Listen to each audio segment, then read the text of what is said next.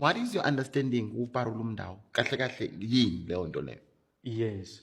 No, kumele siqale understand i-concept noma ukuthi yini umndawo idlozi bani lona leli. Yep. Yabo. Okay. So the number one, uma ukhuluma ngomndawo usuke ukhuluma with idlozi lamanzi or a marine spirit kakhulu.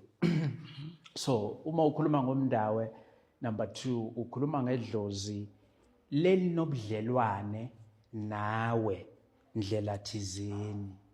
But from esikhathini esedlula noma from ebantwini base family noma esikhathini esedlula, meaning not from now, yabo.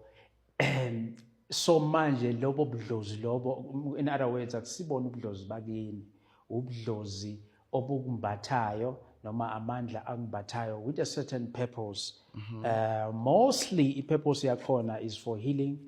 And mostly i-purpose yakhona it's for healing kakhulu, but umndawo uphinde ube nezinye zezinto noma ama-characteristics noma ama-features abakhona awenza ukuthi umndawo nawo bese siyawucategorize noma sithi uyahlukahluka, yabo, ngoba umndawo uyafemba, yabo. Once wakhuluma ngomndawo